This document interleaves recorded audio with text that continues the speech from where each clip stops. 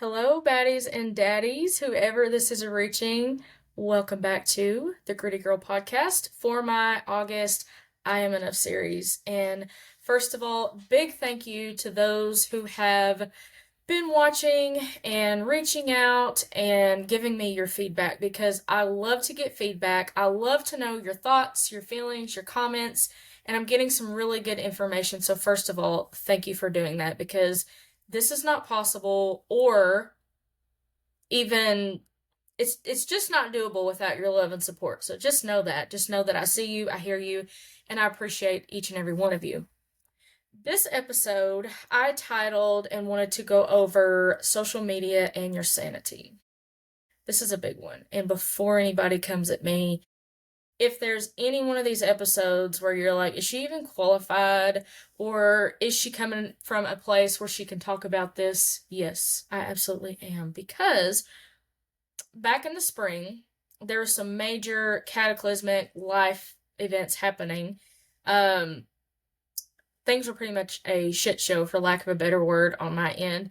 And during that time, I was still able to manage holding down my full time job, dealing with personal things. And one of the things I noticed that was definitely contributing to some of the anxiety, some of the problems surrounding my mental health and my mental well-being, because that's what we're doing all this about, right? Is mindset, mental health awareness and stuff. I did an audit on myself. Even then, I was paying attention to how much screen time I was consuming. And before I give you this info, yes, I was still able to overturn several thousands of dollars worth of denied medical claims. I was still able to do my job and do it efficiently, all while managing everything else life had thrown at me. There was one point, and I can't remember, I think it was March. February and March were pretty bad. I was averaging anywhere from 3 to 5 hours a day on TikTok alone. Facebook, not so much. TikTok, I was definitely on that doom scrolling and just immersing myself into realities that did not belong to me and that was not meant for me to see and experience. Um, I think now, that being said, there is a lot of good information that can come from social media. Like now, I get a lot of recipes and health and wellness, and I've got some really cool folks that I follow on there, get some inspiration from. So I'm not going to sit here and bash social media. Also, this may come as a shock to some of you. Ultimately, we're in the driver's seat when it comes to our social media consumption, the amount of time we're on social media, the content that we're seeing and viewing, the things we're continuously feeding our brains, we're still in the driver's seat. We are. We're still in control of what we expose ourselves to, and this would be a good spiel to give to our kids, right? Um, you're still in the driver's seat on what you're seeing and what you're taking in, and what you see and take in, it does affect your mental health because you start seeing things and you start living your life sometimes vicariously through other people, these influencers, these stay-at-home mom influencers, like all these different categories of influencers that are out there sharing their content, which that's what the app is for. That's what a lot of these apps are for, just day-to-day stuff, myself included. I share some things too. But sometimes we get into trouble when we start immersing ourselves in it, like really trying to mimic what they're doing, really trying to put ourselves in their shoes. The problem with that becomes there starts to be some envy, some jealousy, and then we start trying to make purchases. We start trying, oh, I like that, I'm gonna buy that. Before you know it, you're adding to damn cart and you're charging your credit card, or I've heard of people taking cash advances and just gimme now. And what that does, and if you'll go back to um I think it was the one of these episodes I talked about, oh, the very first one, the money and mindset one. What it does, there's neurotransmitters, chemical processes going on in our brain.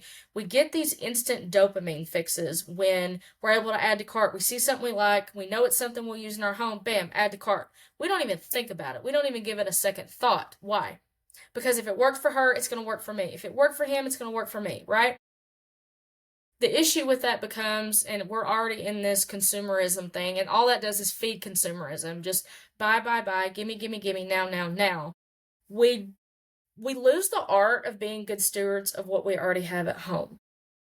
If you just go into a junk closet or a junk drawer or your clothing closet, you'll see you already have things in there. It's either things you've purchased before and you've forgotten about, or there was a reason you bought that said item before, you used it one time and then you stashed it away, right? Um, you were getting a dopamine fix. You were dealing with I call social media sometimes it's one of your dopamine dealers. It's one of the ways we feel good because you can just mindlessly scroll sometimes. But again, when you do that, you go out of tune with yourself for a little bit and then you just start making decisions, making impulse purchases. You fall into the comparison trap where you see these other people going on these elaborate vacations and buying these $1 million homes and you're like, well, I want $1 million home. I want a maid. I want this. I want that. Go all the way back. Like, go in your brain. Really sit with this for a second and think, okay, but is that really truly what is going to make me happy? Because, again, this may be a shocker. A lot of those people that are very wealthy and very well off, you don't see what's going on behind the scenes. You can't, it's not fair. It's not fair to you for you to be envious and jealous and just consumed with what's going on in their life when you truly don't know what is actually happening behind closed doors.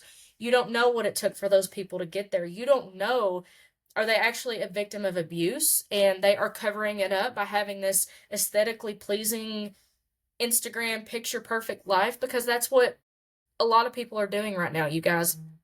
There are people out there struggling to make ends meet and get school. I'm already seeing it on my socials. Struggling to keep the lights on and buy school clothes and school supplies and paying their bills, and it's a freaking cycle, you guys. When you get into the comparison trap, though, and you say, "Well, if she can do it, I can do it. If they can do it, I can do it," that also steals your joy. So you're seeing the big thing that I see is these the kitchen restocks, right? You've seen them. Sometimes the ASMR part of it is kind of pleasing to me. It tickles my brain a little bit, but then I got to snap back to reality. I look at the price of some of these containers for these pantry organizers and fridge organizers, and it's crazy amounts of money to make your fridge look aesthetically pleasing.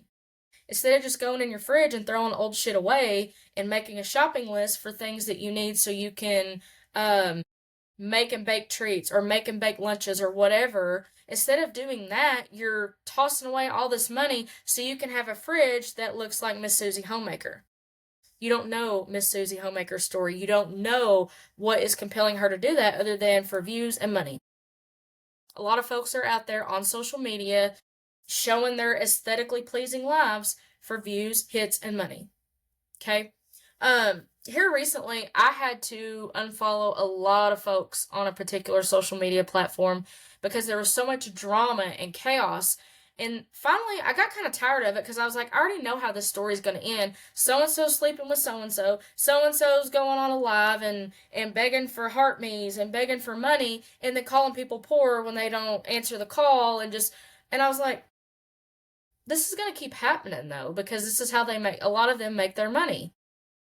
And then before I knew it, I got off of that train, and as I'm scrolling one day, even though I unfollowed these people, there was several of them that I unfollowed because it was just drama and BS.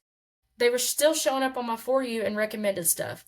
And then I would hop over to another platform, the Book of Faces platform, and I would see suggestions for these people.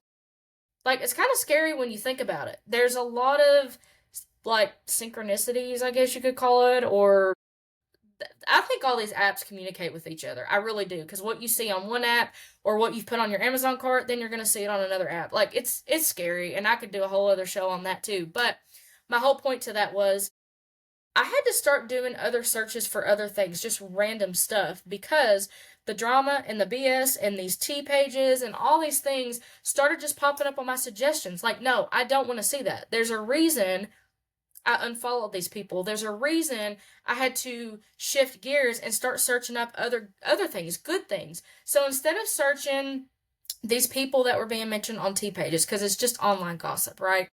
Instead of focusing my time, energy, and efforts on people that don't know me, don't give a crap about me, and just want my views and money, quite frankly, why don't I look up a new cake recipe? Why don't I look up different types of yoga or quick do from your desk yogas? Because yoga is something I'm kind of getting into right now.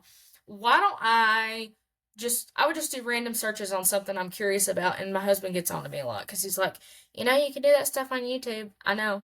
Hi, YouTube. I'm getting my channel up and going on there too, so no hate on that.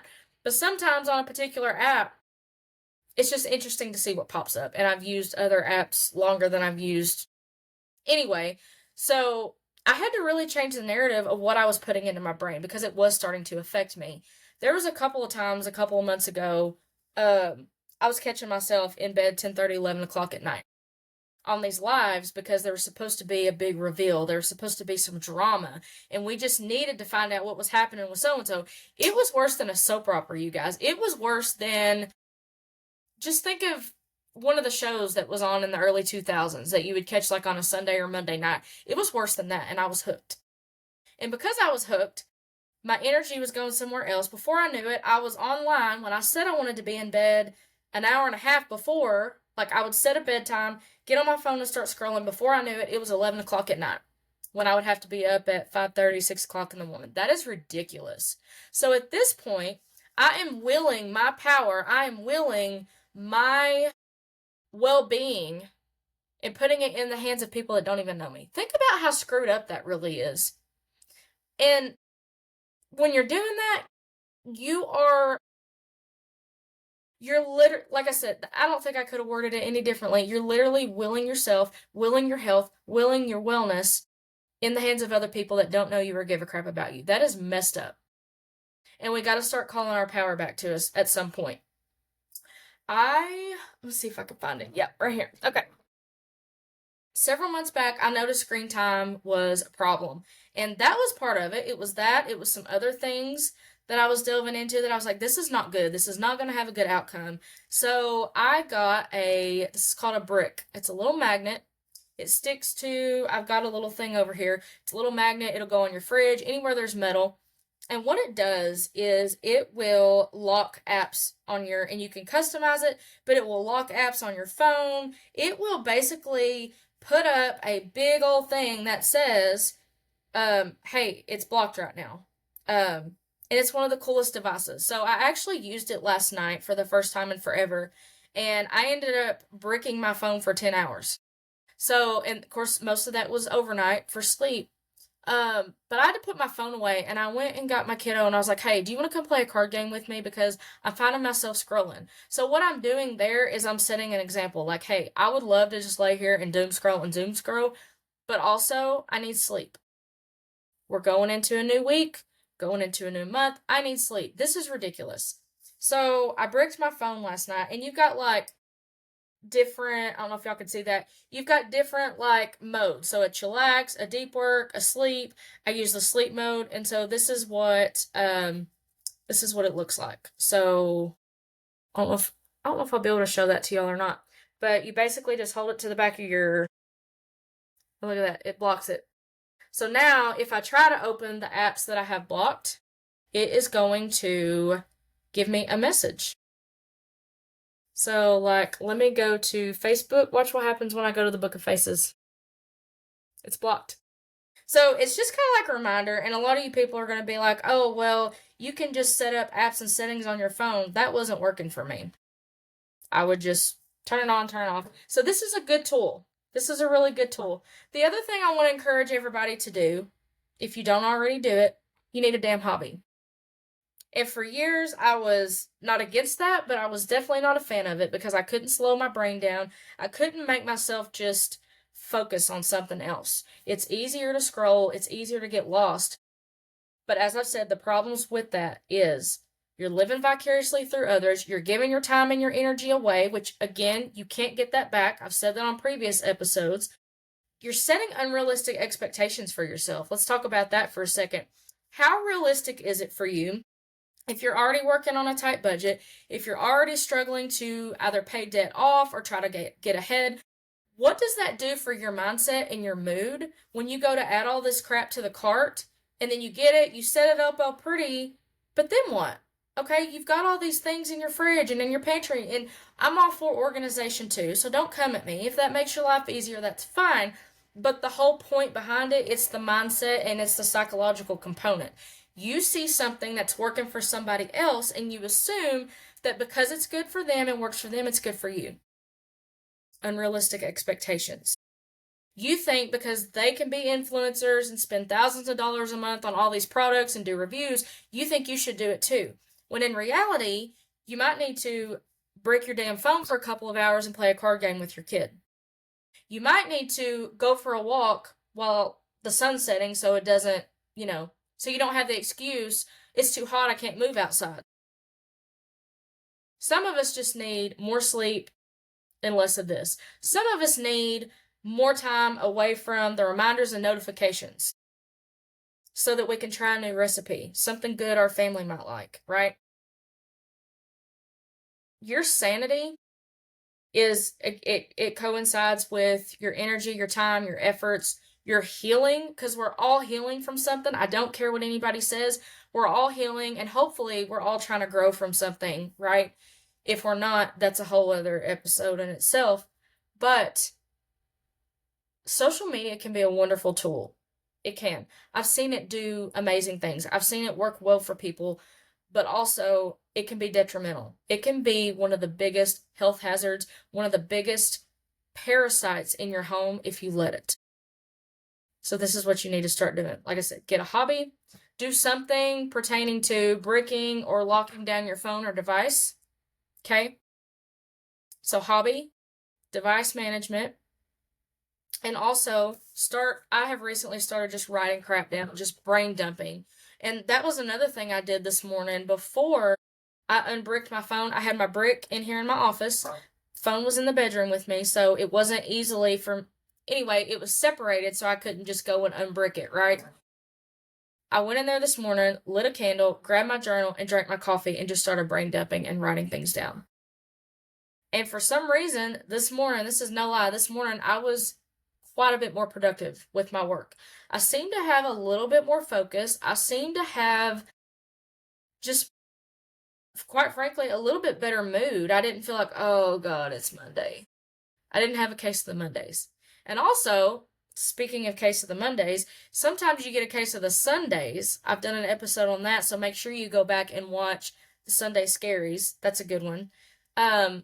But all of that being said, guys, we've got to start getting on top of our social media management. We've got to start paying attention to how it affects us. And you can go to your apps and it will tell you. There's usually a time management or a well-being setting. I checked mine today. I think mine was at an hour and a half or 2 hours. That is, and you're going to be like, oh, well, that's still up there. That is way down than what my time used to be back in the springtime. The springtime, like I said, 3 to 5 hours a day. Sometimes on the weekends I get a little bit more, so I'm trying to be mindful of that, trying to keep a watch on that, but for the most part I am doing other things. I'm picking back up on reading, I'm working a puzzle when the weather's crap or it's too hot. I'm getting into yoga, working on meditation, and I play some nature sounds at night, so instead of doom scrolling, that is my cue. Once I set my phone, my Spotify, on nature sounds or chakra healing or something kind of woo-woo to help me sleep, I don't pick my phone back up because that signals to my brain, hey, it's time to power down the engines and get ready for bed. Also, what's going to start happening when you start making changes, it's going to hopefully set forth a domino effect within your house. And that's what you really, really got to watch. And just making suggestions in your home. Hey guys, after 8:30 tonight, we're not going to have screen time. Go get your shower. Let's start getting ready for bed. Start setting the example. If you want change to start happening, especially within yourself, don't do it for other people. You've got to want this for you. because you're the one that lives in your body. You're the one that deals with the inner workings of your brain. If you want to start seeing changes around you, you need to start working on changes within you first. Okay? That is all the time I've got for today. I feel like that was fast and furious and I could just keep going and going and going. But because I said I was going to keep these at or around 20 minutes, I'm going to be a lady of my word. So, that being said, I'm going to end this episode today. I really, really, really appreciate you stopping by, sharing, liking, commenting, giving me feedback. I'm definitely reading everything and taking it all in, and I look forward to seeing you guys next time. Thanks and take care.